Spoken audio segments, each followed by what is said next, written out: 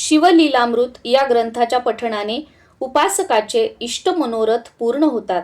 गंडांतर, रोग, अपमृत्यू, पाप, ऋण, दारिद्र्य व संकट यांचं निरसन होतं. आयुष्य, आरोग्य, धन, धान्य, संतती, संपत्ती, ऐश्वर्य वृद्धिंगत होतं. शिवकृपेने जन्ममरणाच्या शृंखला तुटून मोक्षप्राप्ती होते व मरणोत्तर उत्तम गती मिळते. श्री गणेशाय नमः. श्री शिवलीलामृत कथासार अध्याय पहिला. भगवती सरस्वतींना नमस्कार. श्री गुरूंना नमस्कार. अंबिकासह विराजमान असणाऱ्या सदाशिवांना नमस्कार असो. हे शिवशंकर, तुम्ही ओंकार स्वरूप आहात. तुमचा अंतपार कोणालाही कळत नाही.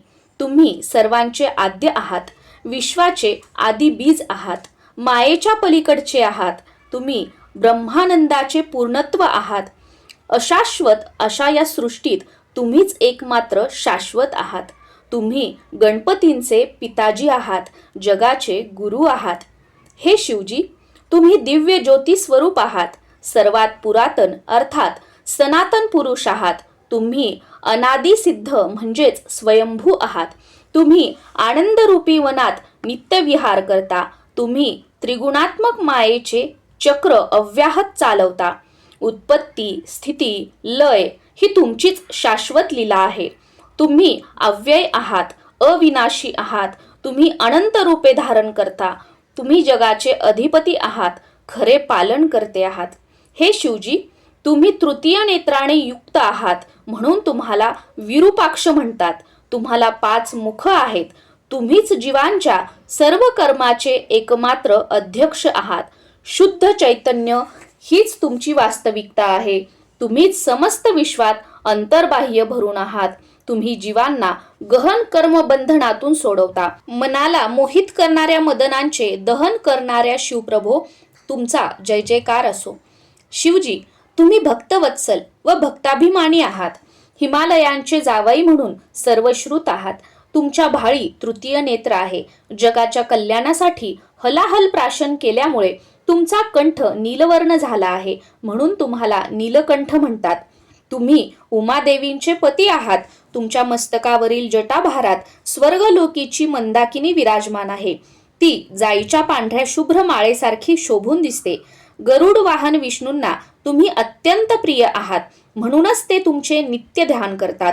तुम्ही यक्षराज कुबेर यांचे मित्र आहात. पराक्रमाचे सूर्य अशीच तुमची प्रशंसा करतात. त्रिपुरासुराचा वध करून ती पदवी तुम्ही सार्थ केली आहे. तुम्ही दक्ष प्रजापतींचा यज्ञ विध्वंसून टाकलात. शिवजी, तुमची अंगकांती कापरासारखी गौरवर्ण आहे.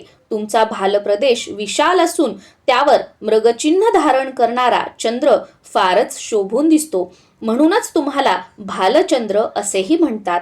तुम्ही भक्तांचे रक्षण करते आहात. जगाच्या हितासाठी तुम्ही विषही प्राशन केले आहे. विश्वातील सर्व घडामोडींना तुम्ही साक्षी असल्यामुळे तुमच्या नकळत असे काहीही घडत नाही. सर्व प्रकारच्या भयांचा नाश करणारे आणि संसारातून मुक्त करणारे असे तुम्ही सर्वांगी नित्य भस्मलेपन करता. शिवजी, विश्वाची उत्पत्ती, स्थिती, संहार याला तुम्हीच कारण आहात. तुम्ही हातामध्ये त्रिशूळ धारण करता. सिंहाचे चर्म वस्त्र म्हणून परिधान करता. तुम्ही देवांचे सेनापती स्कंद कार्तिकेय यांचे पिताजी आहात. तुमच्या मुखावर सदा सुहास्य विलसत असते. तुम्ही म्हणजे मायारूपी अरण्य जाळून टाकणारे अग्नी. तुम्ही म्हणजे ज्ञानाचे सघन रूप. तुम्ही म्हणजे सच्चित आनंद स्वरूप ब्रह्म. तुम्ही निर्मळ आहात. तुमच्या अंतकरणात परम शांती वास करते. तुम्ही म्हणजे कधीही विचलित न होणारे तत्व. जगाचे कल्याण करणारे म्हणून तुम्हाला शिव म्हणतात. तुम्ही संपूर्ण विश्वाला सर्व काळ अंतर्बाह्य व्यापून आहात. कोट्यावधी सूर्या एवढे तुमचे तेज कधीही कमी होत नाही. शिवजी, तुम्ही कलियुगातील पापरूपी मलाचे दहन करता. आपल्या भक्तांना दोषमुक्त करता. तुम्ही अनंत ब्रह्मांडाचे स्वामी आहात. तुम्ही जगाचे रक्षण करता. श्री विष्णू म्हणजे कमलोद्भव ब्रह्मदेवांचे तात. त्यांचे मन तुमच्या ध्यानात रमते. तुम्ही जीवांना जन्म मरणाच्या फेऱ्यातून सोडवता. त्यांना मुक्ती देता. ब्रह्माजी, श्रीहरी, शेष सहस्त्रार्जुन, इंद्र, देव आणि ब्राह्मण हे सर्व अहोरात्र तुमचे ध्यान करतात. भय म्हणजे प्रपंच, सृष्टीचा पसारा, संसार तोही तुम्हीच आहात आणि जीवांना संसारातील ताणांपासून मुक्त करणारेही तुम्हीच आहात. तुम्ही पार्वतींचे पती आहात. तुम्ही स्मशानात म्हणजेच शून्यस्थानी राहता, अर्थात तुमचे अव्यक्त अस्तित्व कोणाच्याही ध्यानात येत नाही. तुम्ही इंद्रियांना अगोचर आहात. वैखरी वाणीने तुमच्याबद्दल कितीही सांगितले तरी तुम्ही तिच्याही पलीकडचे आहात. स्वर्गातील मंदाकिनी ही गंगा नावाने पृथ्वी तलावर आली. तिच्या तीरावर श्री क्षेत्र काशी इथे तुम्ही विश्वेश्वर नावाने विहार वास्तव्य करता. शिवजी, महत्तत्वे तुमच्यामध्येच विलय पावतात. तुम्ही सर्वरूपी भूषणे धारण करता. तुम्ही मद आणि गर्वाचे दमन करता. तुम्ही जन्मरहित आहात, अजिंक्य आहात, आनंदरूपी मेघ आहात. तुम्ही ओंकार स्वरूप आहात. गजासुराचे आणि मदनांचे मर्दन करणारे प्रचंड सामर्थ्यवान ईश्वर आहात. तुम्ही या अनंत सृष्टीचा गर्भ अर्थात आदिबीज प्रारंभ आहात. म्हणूनच वेद आणि शास्त्रे अत्यंत आदराने तुम्हाला वंदन करतात. दिशा हीच तुमची वस्त्रे आहेत. तुम्ही अवयवरहित आहात, काळाच्या पलीकडचे आहात. तुम्ही उज्जैन इथे महाकाल नावाने प्रसिद्ध आहात. तुमच्या स्मरणाने मृत्यूचे भय नाहीसे होते. शिवजी, तुम्ही दुर्भाग्यरूपी जंगलाचे भस्म करणारे महान अग्नी आहात. तुमच्या कृपेने भक्तजन भाग्यवान होतात. म्हणूनच तुम्ही भक्तांचे अत्यंत प्रिय उपास्य दैवत आहात. तुम्ही वेणूराजांचे भयंकर पाप हरण करणारे सनातन घृष्णेश्वर आहात. उमादेवी मनोमन नेहमी तुमचेच चिंतन करतात आणि तुम्हीही भक्तांच्या हृदयरूपी कमळात मुग्ध भ्रमर होऊन वास करता. हे भाळी चंद्रकोर धारण करणाऱ्या शंभो, तुम्ही सौराष्ट्र देशात सोमनाथ नावाने अधिष्ठित आहात. शिवजी, तुमचे नेत्र कमळासमान आहेत. तुम्ही करुणेचे अथांग सागर आहात. तुम्ही रुद्राक्षांची भूषणे धारण करता. तुम्ही महाकाय आहात. तुमचे रूप भयंकर असले तरी तुम्ही अपार तपश्चर्या करणारे सर्वश्रेष्ठ तपस्वी आहात. तुम्ही भीमाशंकर या नावानेही प्रसिद्ध आहात. नागांना अंकित करणारे, नागभूषणे व नागेंद्राची कुंडले धारण करणारे, नागचर्म परिधान करणारे, नागांचे रक्षण करणारे असे तुम्ही गणपतींचे जनक नागनाथ हे नाव धारण करून ज्योतिर्लिंग स्वरूपात राहता. शंभू महादेवा, देवराज इंद्र हे वृत्रासुराचे शत्रू, त्यांचा पराभव करणारे मेघनाद पिता रावण यांना तुम्ही वरदान दिलेत. बाणासुरही तुमची प्रेमाने भक्ती करतात. तुम्ही पंचबाण मिरवणाऱ्या मदनांचा अंत केलात. तुम्ही भवरूपी रोगावर उपचार करणारे निष्णात वैद्य आहात. त्रिपुरासुराचा वध करणारे अत्यंत अद्भुत असे तुम्ही वैद्यनाथ नावाने प्रख्यात आहात. त्रिलोचन, तुम्ही त्रिगुणांच्या पलीकडचे आहात. आधिदैविक, आधिभौतिक, आध्यात्मिक असे त्रिविध ताप शांत करणारे आहात. तुम्ही स्वगत, सजातीय व विजातीय अशा त्रिविध भेदांनी रहित आहात. त्रिविध दोषरूपी अग्नी शांत करणारे आहात. म्हणूनच तुम्हाला त्र्यंबक म्हणतात. तुम्ही अत्यंत करुणा येणारे आहात. तुम्ही म्हणजे कामरूपी हत्तीचे विदारण करणारे सिंह. तुम्ही म्हणजे कृपेचे अथांग सागर. तुम्ही म्हणजे जगाच्या आनंदाचे मूलस्थान. तुम्ही हिमवंताच्या कन्यकांचे पती आहात. तुम्ही हिमालयात वास करता. हिमकेदार नावाने अत्यंत प्रख्यात असे तुम्ही नित्य अभिनव रूपात दिसता. शिवमहाप्रभू, तुम्ही 5 मुकुट धारण करता. मायेची मलिनता दूर करता. आदी मध्य अंतरहित असे तुम्ही श्रीशैल पर्वतावर मल्लिकार्जुन नावाने वास करता. तुमचे श्रेष्ठत्व जाणून वेद अहोरात्र तुमचे गुणगान करतात. तुम्ही इंद्रशत्रू मेघनाद यांचे पिता रावण यांना मारणाऱ्या श्रीरामांना अत्यंत प्रिय आहात. ते दशरथ नंदन तुमच्या समोर हात जोडून उभे आहेत. तिथे तुम्ही रामेश्वर नावाने जगद्गुरु म्हणून नित्य अधिष्ठित आहात. शिवमहात्म्य, शिवजी, अशा प्रकारे तुम्ही सर्वोत्तम असून तुमचे अतर्क्य महात्म्य वेदशास्त्रांनाही वर्णन करता येत नाही. ब्रह्मानंदाचे शिष्य कवी श्रीधर हे प्रांजळपणे मान्य करतात. ते म्हणतात, हे देवाधिदेवा, तुम्ही गुणांचे इतके अथांग सागर आहात की त्यात बुद्धी, चित्त व तर्क कितीही पोहले तरी त्यांना त्याचा पार लागत नाही. हे प्रभू, सुवर्ण पर्वतासह पृथ्वीचे वजन करण्यासाठी एवढा मोठा तराजू मी कुठून आणू? आकाश साठवून ठेवण्यासाठी भांडे कुठून आणू? समुद्राचे पाणी आणि वाळूचे कण कोणत्या मापाने मोजू? सूर्याला पाहण्यासाठी कोणता दिवा आणू? हे आदिनाथ, पृथ्वीचा कागद केला, पर्वतप्राय काजळ समुद्राच्या दौतीत मिसळून शाई बनवली आणि तीत कल्पवृक्षाची लेखणी बुडवून स्वतः सरस्वती लिहायला बसल्या, तरी त्यांनाही तुमचे महात्म्य लिहिता येणार नाही. जिथे शारदांची ही अवस्था तिथे माझे काय? मी तर एक पामर. मग तुमची थोरवी सांगणारी ग्रंथरचना मी कशी करणार? पण हीच गोष्ट तुम्ही स्वतः सिद्धीस न्यायची ठरवून माझ्यावर कृपा केलीत तर अशक्य ते काय? हे ईश्वर, तुम्ही दीनबंधू आहात, करुणा सिंधू आहात.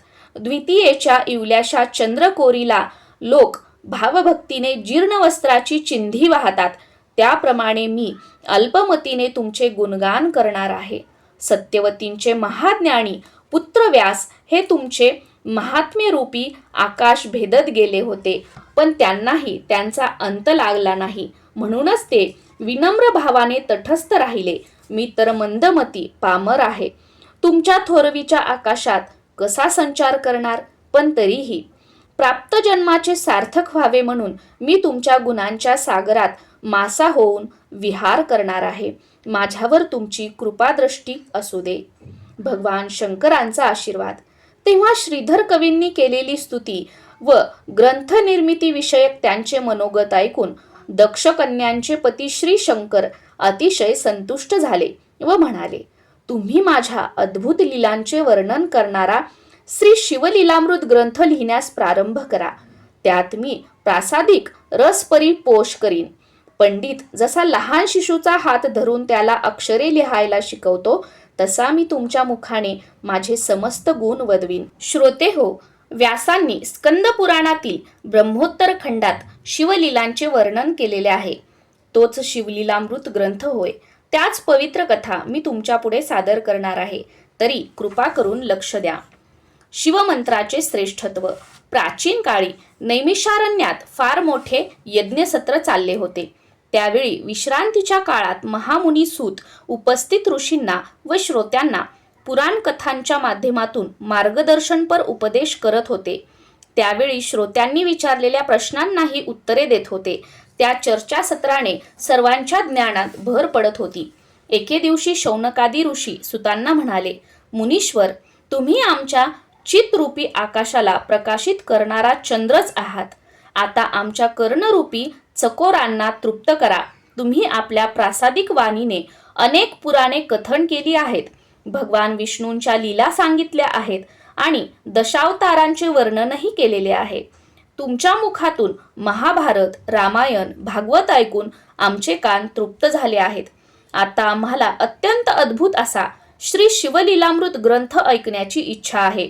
ती तुम्ही पूर्ण करा. ती विनंती ऐकून वेदव्यास शिष्य सूत अतिशय प्रसन्न झाले. ते श्रोत्यांना उद्देशून म्हणाले, शिवचरित्र परम आश्चर्यकारक आहे.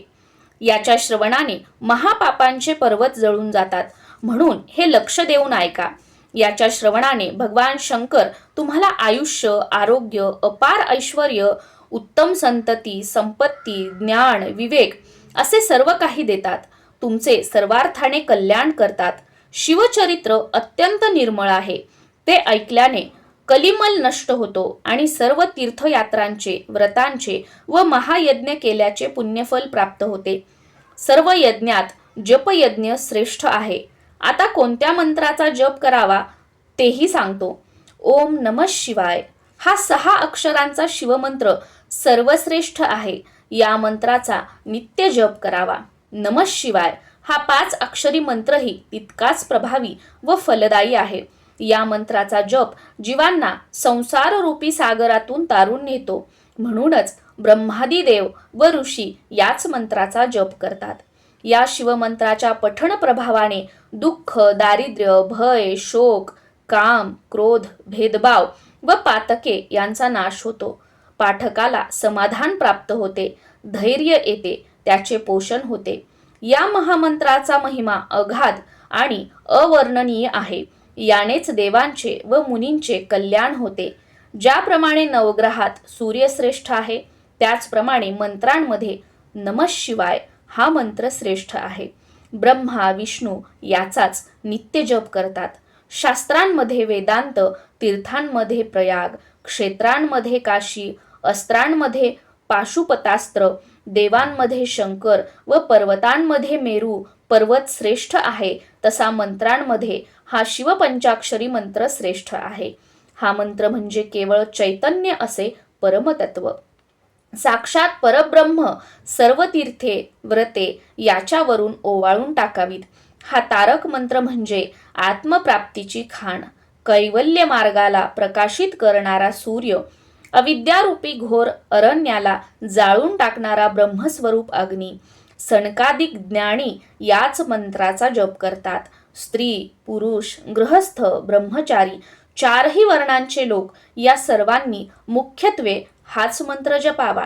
दिवसा रात्री, जागेपणी, स्वप्नामध्ये, निद्रा घेत असताना, जाता येता, बोलता, भांडता, कार्य करताना या मंत्राचा कोणीही कुठेही कधीही जप करावा.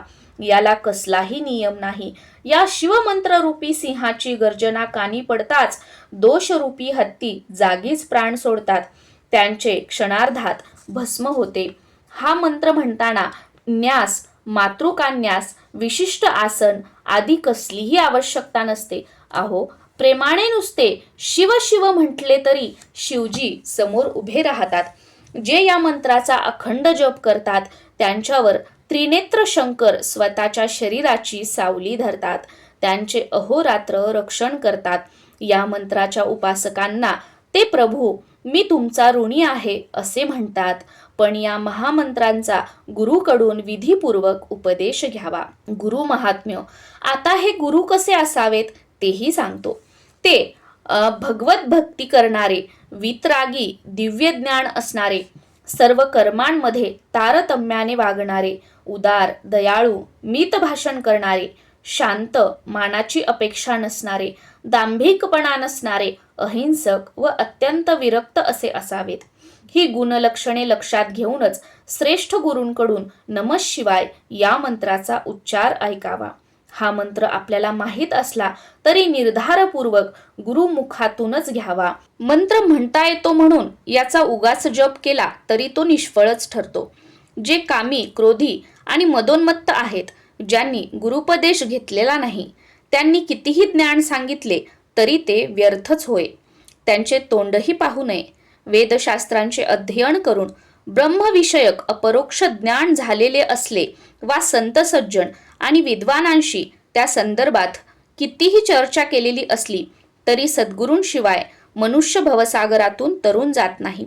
किंबहुना प्रत्यक्ष देवांनी येऊन जरी रहस्यमय ज्ञान सांगितले तरी सद्गुरूंना शरण गेल्याशिवाय तरणोपाय नाही. उपनयन झाल्याशिवाय गायत्रीचा जप करतो तो भ्रष्ट आणि अपवित्र होय. वराशिवाय वराड जसे निरर्थक तसाच हा प्रकार. एखाद्याने अनेक ग्रंथ वाचले तरी त्याचा गर्भवास चुकत नाही. म्हणूनच ज्याला स्वतःचा उद्धार करून घ्यायचा आहे त्याने संप्रदायाची परंपरा असलेल्या सद्गुरूंना निर्धाराने शरण जावे. ज्यांचा पूर्ण संप्रदाय अर्थात गुरु परंपरा ज्ञात नाही अशांना गुरु करू नये. जन्मजात अंध असलेल्या व्यक्तीला रंगाचे ज्ञान नसते तसेच ते गुरु असतात असो. शिवमंत्राचे पुरश्चरण. शिवमंत्र अत्यंत पवित्र व उद्धारक आहे. त्याचे काशी, कुरुक्षेत्र, नैमिषारण्य, गोकर्ण अशा उत्तम क्षेत्री पुरश्चरण करावे. परमपवित्र शिवस्थाने, विष्णुस्थाने इथे या मंत्राचा सप्रेम जप करावा. याच संदर्भात एक पुरातन कथा सांगतो, ती ऐका. शिवमंत्राचे महात्म्य सांगणारी ही कथा आस्थेने श्रवण करावी. हिच्या आशयावर चिंतन मनन करावे. हिला अनुमोदन द्यावे.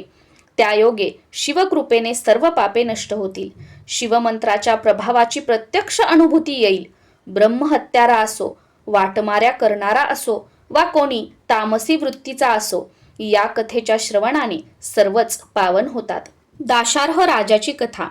फार पूर्वी मथुरा नगरीत परमपवित्र यादव वंशातील दाशार्ह नावाचे भूपती राज्य करत होते. ते उदार व सुलक्षणी होते.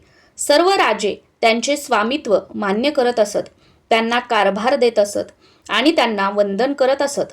त्यांच्या पुढे नतमस्तक होताना त्या राजांच्या मुकुटातील रत्नांचा प्रकाश त्या महाराजांच्या चरणावर पडत असे. अशा प्रकारे त्या श्रेष्ठ भूपतींनी समस्त भूतलावर आपल्या सत्तेचे जणू पांघरूणच घातले होते.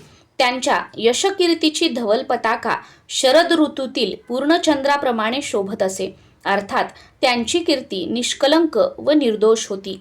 सर्व प्रजाजन व ब्राह्मण त्यांच्या कल्याणाचे शुभचिंतन करत असत. शुद्ध पक्षातील द्वितीयेपासून चंद्राची कला जशी वाढत जाते तसे त्यांचे ऐश्वर्य दिवसेंदिवस वाढत होते. ते विष्णूसारखे सुंदर व तेजस्वी होते.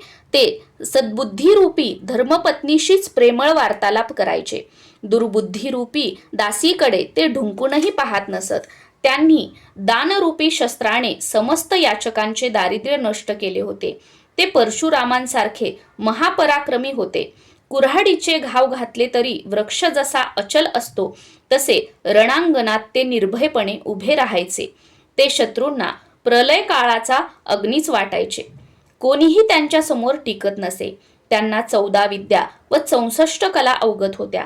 त्यांचे मधुर व गंभीर बोलणे ऐकून प्रजाजनांना आनंद होई.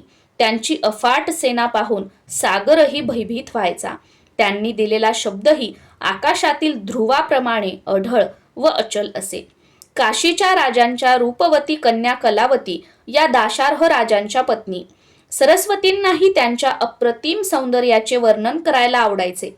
कलावती या लावण्यरूपी सागरावरची एक लाटच होत्या जणू. त्यांचे डोळे हरिणाच्या डोळ्यासारखे होते.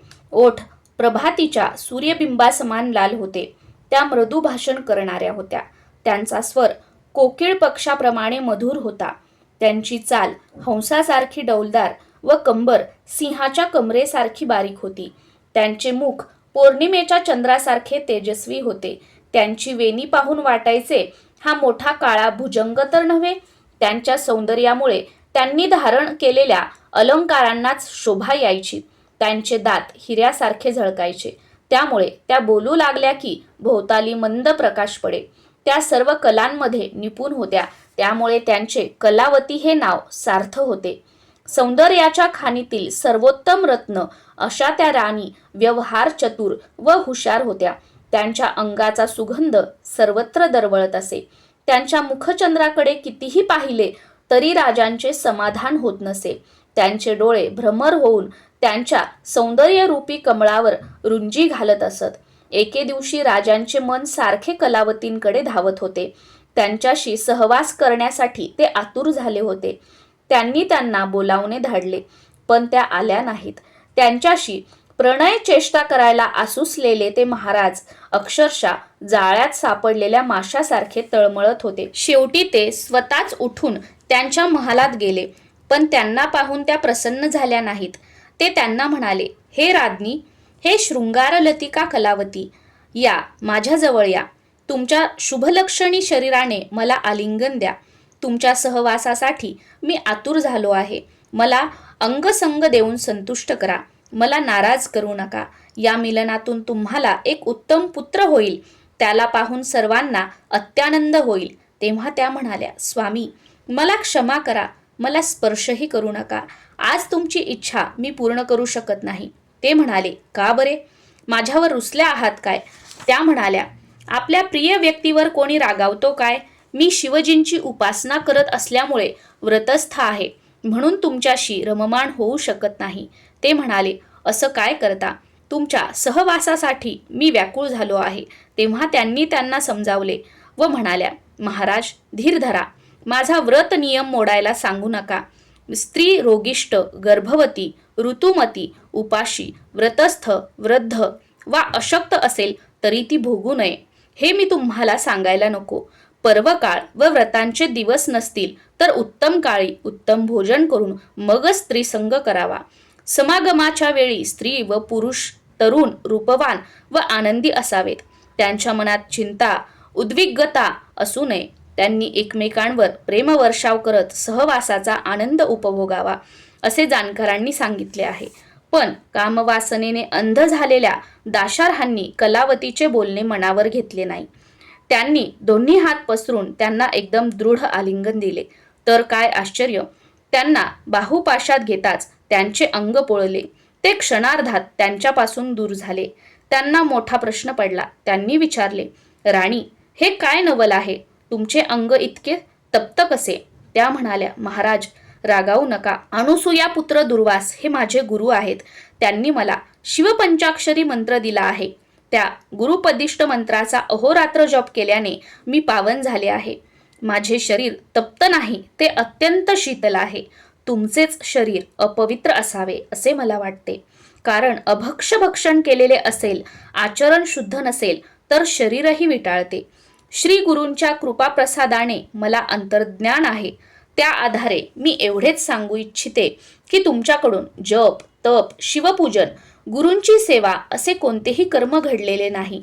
त्यामुळे पुढे तुम्हाला दारुण नरक यातना भोगाव्या लागणार आहेत. हे सर्व टाळायचे असेल तर वेळीच सावध व्हा. स्वतःच्या उद्धारासाठी काहीतरी साधना करा. ते ऐकून दाशार्ह महाराजांना फार पश्चाताप झाला. त्यांना काहीच बोलवेना. ते कलावतींना म्हणाले, राणी, तुम्ही खरोखरच सद्गुणी आहात. माझ्याकडून अनंत प्रमाद घडले आहेत, हे मी मान्य करतो. म्हणून तुम्हीच मला शिवमंत्र द्या. त्याच्या जपाने मीही पावन होईल. माझी महापापे जळून भस्म होतील. त्या म्हणाल्या, नाथ, मला क्षमा करा. शिवमंत्राची दीक्षा देण्याचा अधिकार मला नाही. कारण शास्त्राप्रमाणे पती हाच पत्नीचा गुरु असतो. म्हणून तुम्ही यदुकुळाचे मुख्य गुरु गर्गमुनी यांना शरण जा. त्यांच्याकडून शिवमंत्राची दीक्षा घ्या. ते वसिष्ठ, वामदेवांसारखे श्रेष्ठ ज्ञानी ऋषी आहेत. त्यांनाही ते पटले. ते राणीसह गर्गमुनींच्या आश्रमात गेले. त्या थोर तपस्वींना वंदन करताना त्यांच्या हृदयात अष्टसात्विक भाव दाटून आले होते. ते नम्रपणे म्हणाले, मुनीश्वर, मी तुम्हाला शरण आहे. माझ्यावर दया करा. शिवमंत्राची दीक्षा देऊन मला कृतार्थ करा. त्यावेळी त्यांचा मनोभाव जाणून गर्गमुनींना करुणा आली. राजा राणींना घेऊन ते यमुना तीरी आले. त्या दोघांना स्नान करायला सांगितले. त्यांचे स्नान झाल्यावर त्यांच्यासह एका मोठ्या वृक्षाखाली बसले. तिथे राजांकडून यथासांग शिवपूजन करवून घेतले. तेव्हा त्यांनी गर्गमुनींचीही पूजा केली. त्यांना दिव्य रत्ने व दिव्य वस्त्रे दिली. गुरुदक्षिणा म्हणून अपार द्रव्य दिले आणि अनन्य भावाने त्यांचे पाय धरून म्हणाले, गुरुदेव, कृपा करून मला अनुग्रह द्या. मला शिवदीक्षा देऊन धन्य करा. खरोखर जे गुरूंना शरण जातात, त्यांची सेवा भक्ती करतात, त्यांच्या उपदेशाचे निष्ठेने पालन करतात, ते धन्य होत. पण जे गुरूंची वंचना करतात, त्यांच्या नशिबी घोर नरक यातनाच येतात. श्री गुरूंच्या घरी संकट असताना जो सुखविलासात दंग असतो, त्या मतिमंदाला ज्ञान कसे मिळणार? गुरु म्हणजे ब्रह्मानंदांची सजीव मूर्ती. गुरु म्हणजे साक्षात परब्रह्म. जो त्यांची भक्ती करत नाही तो अधम. काही लोक युक्तिवाद करतात, म्हणतात तन, मन व धन या सर्व नश्वर गोष्टी आहेत. त्या गुरूंना अर्पण करण्यात काय अर्थ आहे? असे ज्ञान पाजाळणाऱ्या षडांना काय म्हणावे? त्या दुरात्म्यांचे तोंडही पाहू नये. त्यांची विद्या, त्यांचे ज्ञान, त्यांचे वैराग्य, त्यांची साधना हे सर्व व्यर्थ. त्यांचा धिक्कार असो. असे वक्तव्य करणारा 4 वेद आणि 6 शास्त्रे जाणणारा विद्वान पंडित जरी असला तरी त्याचे पांडित्य निरर्थकच. गाढव पाठीवरून चंदनाचा भार वाहते, पण त्याला त्याचा सुगंध लागत नाही. पळी षड्रस अन्न वाढते, पण तिला त्याची चव कळत नाही. मापाने तांदूळ मोजले जातात, पण भात खाण्याचे सौख्य त्याच्या नशिबात नाही. घाना उसाचा रस गाळतो, पण त्याची गोडी चाखतात दुसरे. पात्रात साखर साठवली जाते, पण त्याला तिची माधुरी लाभत नाही. गुरूंची वंचना करणारेही तसेच असतात. ते आपल्या ज्ञानाचा, आपल्या विद्वत्तेचा गाढवाप्रमाणे व्यर्थ भार वाहतात. गुरुभक्तीत किती आनंद आहे हे त्यांना कधीच कळत नाही. गुरूंना विन्मुख असणारे ते सर्व अभाविक आणि दुर्जन होत. पण दाशार्ह राजा तसे नव्हते. ते भाविक, उदार व श्रद्धावंत होते. त्यांचा पश्चाताप खरा होता. त्यांची स्वतःच्या उद्धाराची तळमळ खरी होती. त्यांची शरणता खरी होती. त्यांनी निर्मळ मनाने श्रीगुरूंची षोडशोपचारे पूजा केली व आपले मनोगत व्यक्त करून त्यांच्या सन्मुख हात जोडून उभे राहिले. तेव्हा गर्गमुनींनी त्यांना हृदयाशी धरले, आपला वरदहस्त त्यांच्या मस्तकी ठेवला, त्यांना नमः शिवाय या शिवपंचाक्षर मंत्राचा उपदेश केला. त्या अनुग्रहाने ते नृपोत्तम धन्य झाले. त्यांच्या अंतकरणातील अज्ञानाचे निरसन झाले. त्यांना निजबोध झाला. त्याच वेळी एक आश्चर्य घडले. अत्यंत अद्भुत अशा त्या महामंत्राचे सामर्थ्य तर पहा. गुरुमुखातून शिवनाम श्रवण करताच त्याची धग असह्य होऊन राजांच्या शरीरातील असंख्य पापे कावळ्यांच्या रूपाने त्यांच्या देहातून तडफडत बाहेर पडली. त्यापैकी कित्येक कावळ्यांचे पंख जळून गेले होते, तर कित्येक कावळे बाहेर पडता पडता भस्मसात झाले होते. किंचित अग्नी पडताच शुष्क काटेरी झाडांचे वन जसे जळून जाते, तसे शिवमंत्राच्या प्रभावाने त्या राजांच्या शरीरातील सर्व पापे काकरूपाने जळून गेली. ते दृश्य ते स्वतः आश्चर्याने पाहत होते. ते कावळे निघून जाताच आपला देह देवांसारखा दिव्य झाला आहे हे त्यांच्या लक्षात आले. त्यांना अतिशय आनंद झाला आणि जे पाहिले ते सत्य होते की भ्रम हेच त्यांना कळेना. त्यांनी गर्गमुनींना विचारले, मुनिश्रेष्ठ, माझ्या देहातून इतके असंख्य कावळे कसे निघाले? माझे रूप इतके दिव्य कसे झाले? ते म्हणाले, राजा, शिवनामाच्या प्रभावाने तुमची अनंत जन्मीची पापे जळून भस्म झाली आहेत. कावळे हे त्यांचे प्रतिकात्मक रूप होते. आता तुम्ही पूर्णतः निष्पाप झालेले आहात, म्हणून तुम्हाला हे दिव्य रूप मिळाले आहे. ते ऐकताच त्यांचे हृदय कृतज्ञतेने भरून आले. ते अत्यंत प्रेमाने गुरुस्तवन करू लागले व म्हणाले, गुरुदेव, तुम्ही धन्य आहात.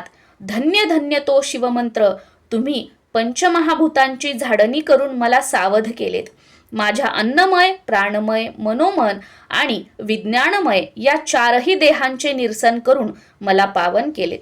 25 तत्वांचा समूह असलेले हे शरीर व याला क्रमप्राप्त असलेले जन्ममरण या दुष्टचक्रात मी अनंत काळ सापडलो होतो. क्रोधरूपी महिषासूर मला ग्रस्त करायचा.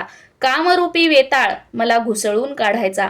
आशा, इच्छा, तृष्णा, कल्पना, भ्रांती, विस्मृती, वासना अशा नानाविध यक्षिणी व जखिनी माझी विटंबना करायच्या. हा सगळा मायेचा पसारा, याचे तुम्ही क्षणार्धात निरसन केलेत. तुम्ही किती दयाळू आहात. पंचाक्षरी मंत्रही किती श्रेष्ठ आहे. त्याचा उपदेश करून तुम्ही मला उपकृत केलेत. त्या मंत्र प्रभावाने मला सहस्त्र जन्माचे ज्ञान झाले. मी केलेली सर्व पापे काकरूपाने जळून गेली, तेही प्रत्यक्ष पाहिले. प्रत्येक जन्मात मी अनेक दुष्कृत्य केली आहेत. कधी सुवर्ण चोरले, कधी अभक्षभक्षण केले, कधी मद्य प्यायलो, कधी परस्त्रीशी संबंध ठेवले, तर कधी गुरुनिंदेसारखे महापाप केले. गोहत्या, ब्रह्महत्या, स्त्रीहत्या, गुरुहत्या, अधर्माचरण, ब्राह्मणांचा छळ, परनिंदा, पशुहिंसा, अयोग्य स्त्रियांशी गमन, तर कधी धर्माचा लोप केला. काय हे दुष्कर्म! मी मित्रांचा द्रोह केला, गुरूंचा, विश्वाचा, इतकेच नव्हे तर वेदांचाही द्रोह केला. मी मंदिरे पाडली, कोणाला छळून त्याचा वंशनाश केला व अन्नदान करताना दुष्टाव्याने पंक्तिभेद केला. अधिक काय सांगू, मी शिव आणि विष्णू यांच्यातही भेदभाव केला.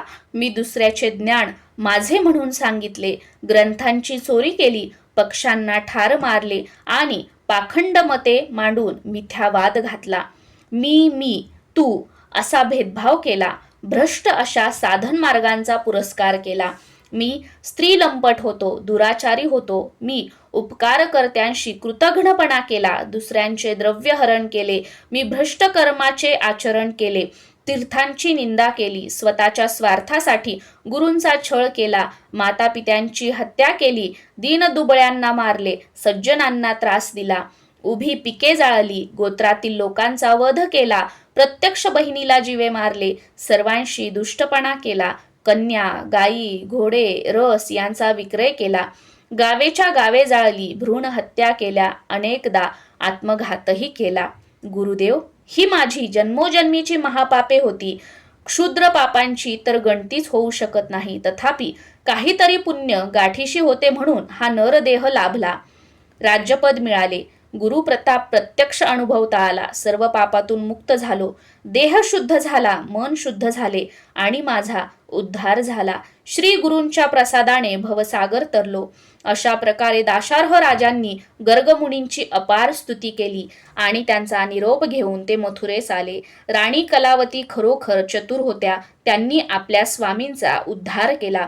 नंतरच्या काळात ते भूपती गुरुपदिष्ट शिवपंचाक्षर मंत्राचा नित्य जप करू लागले. त्यामुळे शिवकृपेने त्यांचे राज्य वाढले. तिथे कधीही दुष्काळ पडला नाही. धनधान्याची संपन्नता आली. वैधव्य, अपमृत्यू, रोगराई या गोष्टी हद्दपार झाल्या. लोक सुखी झाले. त्यानंतर कलावतींना आलिंगन देताना दाशार्हांना कधीही दाहकता जाणवली नाही. त्यांनी लोकांना शिवभक्तीला लावले. शिव उपासनेसाठी प्रोत्साहित केले. त्या देशामध्ये घरोघरी शिवपूजन, शिवकीर्तन, रुद्राभिषेक व ब्राह्मण भोजने होऊ लागली. अशा प्रकारे त्या राजांनी प्रदीर्घ काळ सुखाने राज्य केले व प्रजेला आनंदात ठेवले. दाशार्ह राजांचे हे आख्यान जे लिहितील, ऐकतील, वाचतील, या ग्रंथाचे संरक्षण करतील, याच्या पठणाला प्रोत्साहन देतील, त्यांचा प्रपंच सुखाचा होईल. त्यांना कसलीही कमतरता भासणार नाही. भगवान शंकर स्वतः त्यांचे रक्षण करतील. जे लोक शिवमहात्म्य वर्णन करतील ते धन्य होतील. या पुढील कथा अमृतापेक्षा गोड आणि सुरस आहे. चतुर पंडित, प्रेमळ गुरुभक्त आणि ज्ञानीजन ती श्रवण करोत. पूर्ण ब्रह्मानंद स्वरूप असे ते शूलपाणी श्रीधर कवींच्या मुखाने स्वतःच ही कथा वदवून घेत आहेत. यात संशय नाही. श्रीधरांना वरदान देणाऱ्या पांडुरंगांनीही आपल्या मस्तकी शिवलिंग धारण केले आहे. ब्रह्मानंद हा परिपूर्ण व अभंग असतो. त्याचा कधीच बेरंग होत नाही. स्कंद पुराणातील ब्रह्मोत्तर खंडात असलेला शिवलीलामृत हा कथाभाग सज्जनांनी नेहमी श्रवण पठण करावा अशी विनम्र प्रार्थना आहे. अध्याय पहिला समाप्त. श्री सांब सदा शिवार्पणमस्तु. ओम नमः शिवाय.